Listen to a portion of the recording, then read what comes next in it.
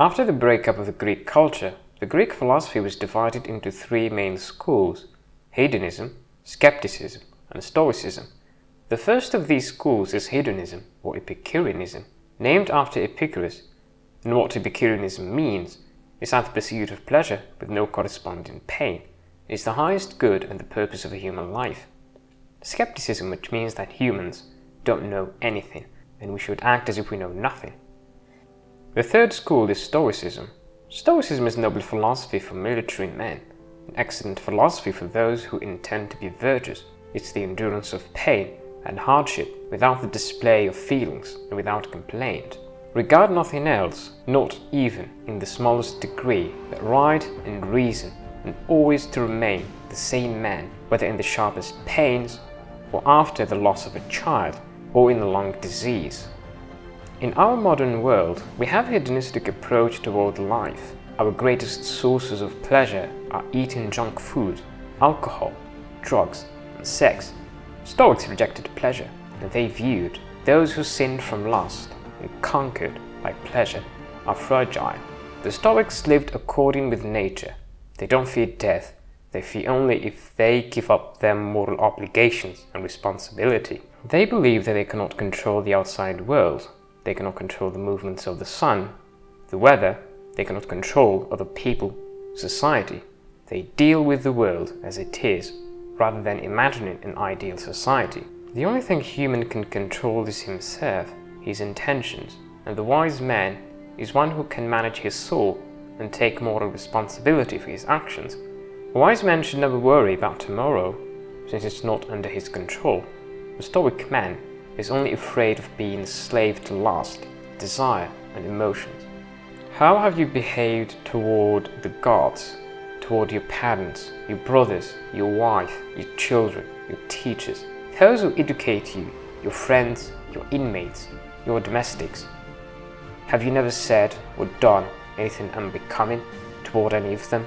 You may always be prosperous if you go on in the right way, in right opinions and actions. These two advantages are common to gods, to men, and every rational soul. Remember, you must persist in the purpose of being a good man. Act then inflexibly what suits the nature of a man, and speak always what appears to you just, and yet with calm good nature and modesty and without hypocrisy. The two of the greatest Stoics are Epictetus and Marcus Aurelius, and what's interesting is that Epictetus was a slave, and Marcus Aurelius was a Roman emperor. A man who's disciplined is in control of his emotions and follows the way of nature regardless of his social status, slave or emperor. Marcus Aurelius was the last of the rulers known as the Five Good Emperors. He had power, he could have had all the money in the world, he could have sex with anyone under any circumstances, he could have stayed drunk for the rest of his life. Marcus believed that we all had a rational soul to control how we approach things. He dedicated his life to be a good emperor, focused on self-improvement, and confronted the self-defeating attitude people form about their life circumstances. What is interesting about Marcus Aurelius is that he wrote a book for himself called Meditations throughout his life as an emperor, and his book was not intended to be published. He wanted his book to be burned after his death. He wrote the book to himself because he was the loneliest man. He didn't have friends because he had no equals. All those surrounding him wanted something from him. On the other hand, Epictetus was a slave, but he never despaired his own fate, complained. He dedicated his life for teaching virtue, tolerance, and self-control. He argued that we are all going to die and we cannot control it, so there's no point to worry.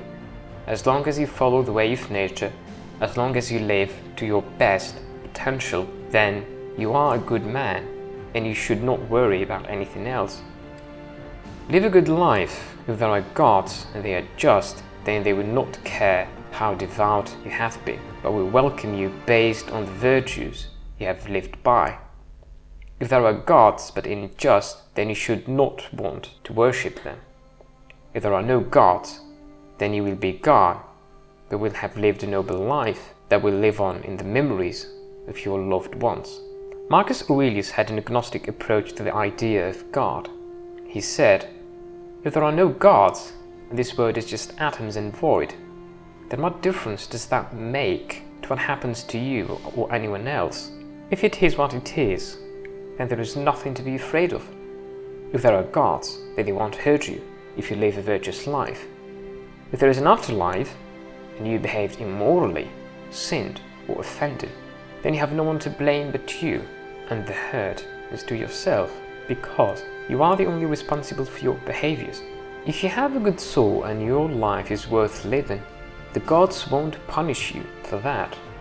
If you want more details on the Stoic philosophy, I highly advise you to read Marcus Aurelius' book Meditations, and see you in the next video.